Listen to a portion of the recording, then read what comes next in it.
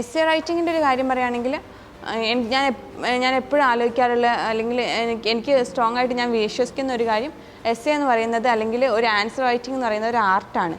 ആ ആർട്ടിനെ ഏറ്റവും കൂടുതൽ മനോഹരമാക്കുക എന്നുള്ളതാണ് നമുക്ക് ചെയ്യാൻ പറ്റുന്ന ഏറ്റവും വലിയ കാര്യം. ഞാൻ എസ്സേ റൈറ്റിങ്ങിൽ ഉപയോഗിച്ചത് ഇപ്പോൾ ടോപ്പേഴ്സിൻ്റെ ആൻസേഴ്സൊക്കെ നോക്കിയിട്ട് അവരിങ്ങനെ കൊട്ടേഷനൊക്കെ കൊടുത്തിട്ട് എസ്സേ കുറച്ചും കൂടി ഇൻട്രസ്റ്റിംഗ് ആക്കി അല്ലെങ്കിൽ നമുക്ക് വായിക്കുന്നവർക്ക് കുറച്ചും കൂടി പെട്ടെന്ന് അത് ക്യാച്ച് ചെയ്യാൻ പറ്റുന്ന രീതിയിലേക്കാക്കി മാറ്റുന്നത് ഞാൻ കണ്ടിട്ടുണ്ട്. അപ്പം ആ രീതിയിലേക്ക് എൻ്റെ എസ്സേ ഞാൻ മാറ്റിയിട്ടുണ്ട്. അപ്പം അത് നമ്മൾ ആദ്യം മനസ്സിലാക്കേണ്ടത് എസ്സേ ഒരു ആർട്ടാണ്. ആ ആർട്ടിനെ ഏറ്റവും മനോഹരമാക്കിയാൽ മാത്രമേ അത് കാണുന്ന ആൾക്ക് അതിനോട് സ്നേഹം തോന്നുള്ളൂ.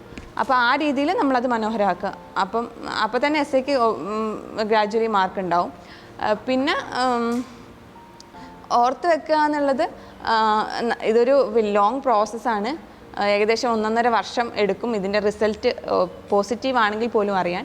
അപ്പോൾ നമ്മൾ എവിടെയും നമ്മളെ വിട്ടുകൊടുക്കാതിരിക്കുക. പിന്നെ ഞാൻ ചെയ്തൊരു കാര്യം, ഞാൻ ഇപ്പോൾ പഠിച്ച കാര്യങ്ങൾ തന്നെ അത് വീണ്ടും വീണ്ടും വീണ്ടും വായിച്ചുകൊണ്ടേയിരുന്നു.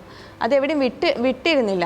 ഇപ്പം ഇംഗ്ലീഷ് അല്ല, ജോഗ്രഫി കഴിഞ്ഞു, ഇനി ജോഗ്രഫി മാറ്റി നിർത്താം, ഇനി പൊളിറ്റിക്കൽ സയൻസ് മാത്രം എടുക്കാം, അങ്ങനെയില്ലായിരുന്നു. ഞാൻ അത് വീണ്ടും റിപ്പീറ്റ് ചെയ്ത് വായിച്ചുകൊണ്ടേയിരുന്നു.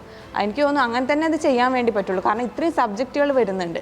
അപ്പം നമ്മളൊരു സബ്ജക്റ്റ് മാറ്റി നിർത്തിയിട്ട് ഒരു സബ്ജക്റ്റ് പഠിച്ചു കഴിഞ്ഞു എന്ന് പറഞ്ഞിട്ട് മാറ്റി നിർത്താൻ പറ്റില്ല. പിന്നെ ഏറ്റവും നമ്മൾ മറന്നുപോയി നമ്മൾ വിചാരിക്കും. പക്ഷേ നമ്മളെപ്പോഴും വിചാരിക്കുന്ന ഒരു കാര്യം, നമ്മൾ 10ാം ക്ലാസ്സിലെ എക്സാമൊക്കെ എഴുതുമ്പോൾ അയ്യോ എനിക്ക് ഒന്നും ഓർമ്മയില്ല എന്ന് എക്സാമിൻ്റെ ഒരു 10 മിനിറ്റ് മുന്നേ നമ്മൾ വിചാരിക്കില്ലേ. പക്ഷേ ഹാളിൽ കയറി കഴിഞ്ഞിട്ടുണ്ടെങ്കിൽ നമുക്ക് സമയം കൂടുതലായിട്ട് വേണമെന്നും തോന്നും. അപ്പോൾ അത് തന്നെയാണ്, അത് നമ്മൾ ജസ്റ്റ് തോന്നലാണ്, എവിടെയെങ്കിലുമൊക്കെ ഉണ്ടാവും.